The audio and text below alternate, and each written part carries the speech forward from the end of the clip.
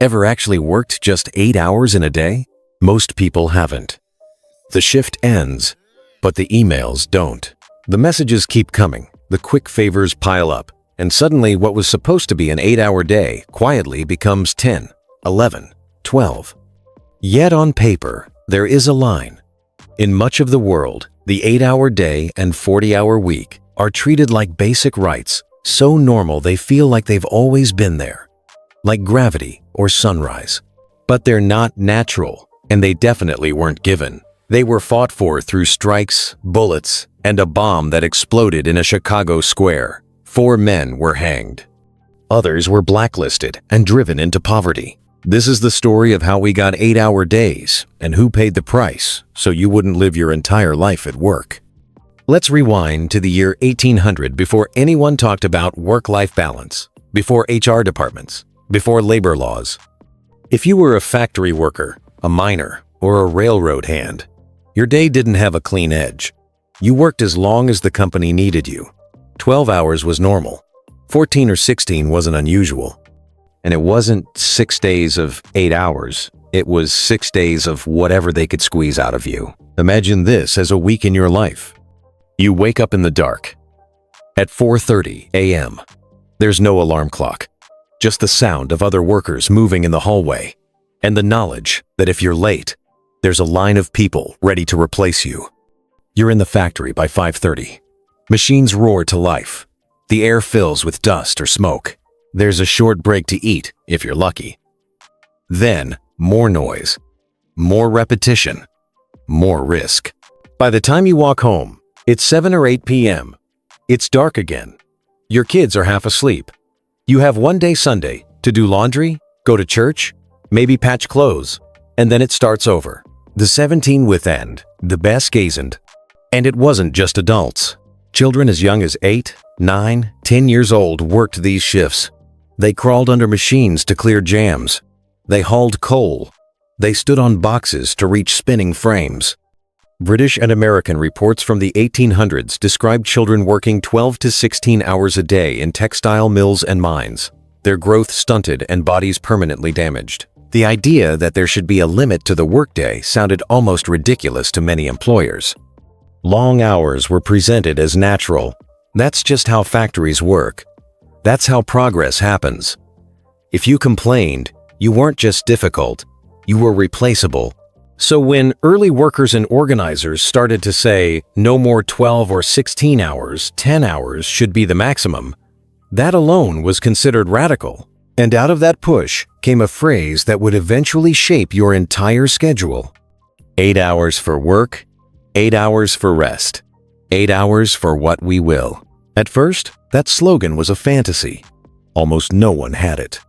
But once people said it out loud, the fight for the 8-hour day had officially begun decades before Henry Ford and long before any government put it on paper. The fight for shorter hours didn't stay theoretical for long. By the 1880s, workers weren't just talking about 8 hours for work, 8 for rest, 8 for what we will. They were organizing to force it into reality. Unions and labor groups across the United States picked a date, May 1, 1886. On that day, they called for a nationwide strike to demand the 8-hour workday. In Chicago alone, tens of thousands of workers walked off the job. Factories slowed. Streetcar lines stalled. For a moment, the idea of limiting the workday looked possible. And Honest and Company, the people who owned those factories and streetcars, weren't quietly impressed. They were angry. A few days before May, one striking workers outside the McCormick Reaper Works plant clashed with police. Officers fired into the crowd, killing and wounding several workers. Labor organizers in the city were furious. They called for a protest meeting in a place called Haymarket Square to denounce the shootings and keep pressure on for the 8-hour day. The Haymarket rally on May 4th started out surprisingly calm. It was raining. Fewer people came than expected. Speakers stood on a wagon, talking about long hours, poverty wages, and police violence. The mayor of Chicago himself dropped by, watched for a while, and then went home, later saying the gathering looked peaceful, and onredder said it all is outer. As the night wore on, the crowd thinned. Then a line of police moved in and ordered the remaining people to disperse. What happened in the next few seconds changed the history of work worldwide. From somewhere in the darkness, no one knows exactly where a bomb flew through the air and exploded among the officers. The blast killed one policeman instantly and injured others. In panic and rage, police opened fire in all directions. Workers fired back. When it was over, at least 7 officers and several workers were dead, and dozens more were wounded. The authorities never proved who threw the bomb. Instead, they arrested 8 well-known anarchists and labor organizers. Men who had spoken at meetings, printed leaflets, led strikes. At trial, the prosecution openly admitted they couldn't show any of them had actually thrown the bomb. The argument was that their words had created the climate for violence. 7 were sentenced to death. 1 died in his cell. 4, Albert Parsons, August Spies, George Engel, and Adolf Fischer, were hanged on November 11, 1887. Spies reportedly said before he died, "The time will come when our silence will be more powerful than the voices you strangled today." He was right. Around the world, workers were horrified. To them, these men weren't monsters. They were martyrs for the idea that working people deserved an 8-hour day. Within a few years, labor movements in Europe and Latin America chose May 1st, the date of the original strike campaign, as International Workers' Day, a holiday still observed in much of the world. The irony is brutal. The fight for an 8-hour day in Chicago led to executions, not laws. The United States government didn't grant the demand then, but Haymarket burned the idea into global memory. From that point on, the 8-hour day wasn't just a slogan, it was a demand people were clearly willing to die for. If you ask people today where the 8-hour day came from, a lot of them will say one name: Henry Ford. The story goes like this. In year 1914, Ford looked at his tired workers, felt bad for them, and out of pure generosity introduced a $5 8-hour day, lifting them into the middle class and setting a new standard for the world. The reality is more complicated and more interesting. By the time Ford made his move, workers had already spent decades striking, picketing, and getting arrested for shorter hours. The idea of the 8-hour day was everywhere, on banners, in union halls, in newspapers. What Ford did was not invent it. What he did was capitalize on it. Ford had a problem. His assembly lines were brutal. Turnover was enormous. Some estimates say he was replacing the equivalent of his entire workforce in a year because people simply quit or burned out. Training new workers over and over was expensive. Productivity suffered, so he tried something radical for a businessman. He cut the workday from 9 hours to 8 and effectively doubled daily pay to $5 for many workers. It sounded like kindness. It played like genius. The press went wild. Headlines praised Ford as a visionary. Workers lined up outside the factory gates for the chance to work there. Turnover dropped. Productivity rose. And thousands of his own employees could now afford to buy the very cars they were building. Ford didn't embrace the 8-hour day because he suddenly believed in labor rights. He did it because it solved a business problem and gave him a public relations victory. The pressure created by decades of worker organizing made a shorter day thinkable. Ford turned that pressure into a competitive advantage.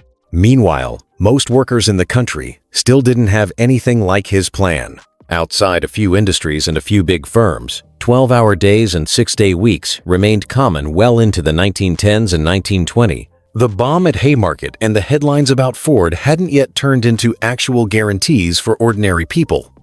The 8-hour day still needed something stronger than a slogan and smarter than a single factory owner's decision. It needed the law. The law didn't change overnight. It came in pieces. In 1916, railroad workers, whose schedules could stretch endlessly, threatened a nationwide strike. The U.S. government panicked. Stopping the railroads meant stopping the economy. Congress rushed through the Adamson Act, which set an 8-hour day for railroad employees and required overtime beyond that. For the first time, the federal government said out loud, 8 hours can be a normal workday. But everyone else still had to fight, shop by shop and industry by industry. Through the year 1920 and into the Great Depression, unions kept pushing.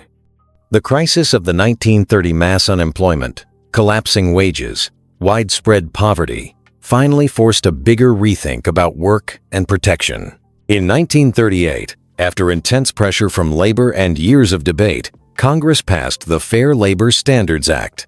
Among other things, it set a standard workweek 44 hours at first, later amended to 40 hours. Required employers to pay time-and-a-half overtime for hours beyond that in covered jobs. This is subtle, but huge. Before, extra hours were cheap for employers. Just squeeze workers longer. After the law, extra hours became more expensive. At some point, it was cheaper to hire another worker than to grind existing ones into the ground. On paper, the 16-hour day was dead. The 8-hour day had gone from a slogan shouted at rallies to a baseline expectation enforced by courts. But there was one more twist. The people who had marched in 1886, who had faced bullets at McCormick and the gallows after Haymarket, weren't around to see it. They paid the price. A later generation got the right. So where does that leave you? On paper, your workday is supposed to have a limit. For many jobs, anything beyond 40 hours is overtime. There's a century of struggle behind the idea that your boss shouldn't get unlimited hours out of you for free. But think about how work actually feels now. If you're salaried, you might not see a cent of overtime. You just do what it takes. If you're in the gig economy, there may be no such thing as a normal day. Only how many rides, orders, or tasks you can squeeze in before you collapse. And if you have email on your phone, Slack on your laptop, or a boss who messages at night, your workday doesn't really end when the clock does. The 8-hour day still exists legally in many places, but culturally and technologically it's being eroded, pushed at the edges until it's more myth than reality. The people who marched on May 1st, 1886, didn't do it so you could brag about grinding or hustling through 70-hour weeks. They did it so there would be a boundary between the part of your life you sell and the part you keep. And that brings us back to the question from the beginning. Have you ever actually worked just 8 hours in a day? If not, the story of the 8-hour day isn't just history. It's a reminder that rights can be won, forgotten, and slowly taken back while everyone is busy answering one more email. In the next episode, we'll look at the thing that decides how those hours are valued, the minimum wage, where it came from, who fought for it, and why so many people still can't live on it.